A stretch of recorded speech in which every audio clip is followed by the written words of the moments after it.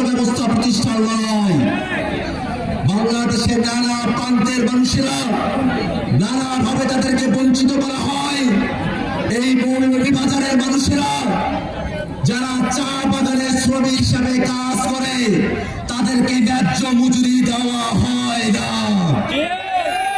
আমাদের চা শ্রমিকেরা, আমাদের রিক্সা শ্রমিকেরা, আমাদের ঠেলা মজুর কুলি, তারা সকলের বাংলাদেশ প্রতিষ্ঠা হবে, এমন এক বাংলাদেশ প্রতিষ্ঠা করাই আমাদের লড়াই।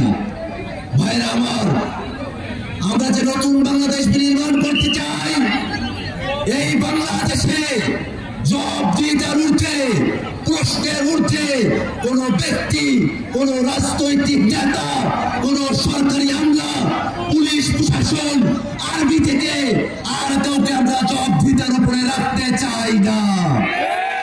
এই বাংলাদেশে যারা রাষ্ট্র পরিচালনা করবে, যারা জনগণের প্রতিনিধিত্ব করবে, তাদের সকলকে জনগণের কাছে পরিষ্কার থাকতে হবে। ভাইরা আমার, আমরা যে নতুন বাংলাদেশের কথা বলি, এই বাংলাদেশে সরকারি সেবার যত অফিস আছে, সেই অফিসগুলোতে গেলে আমাদের ভাইরা এখনো পর্যন্ত তাদেরকে দালালদের খপ্পরে পড়তে হয়, টাকা পয়সা ঘুষ দিয়ে সরকারি সেবা নিতে হয়।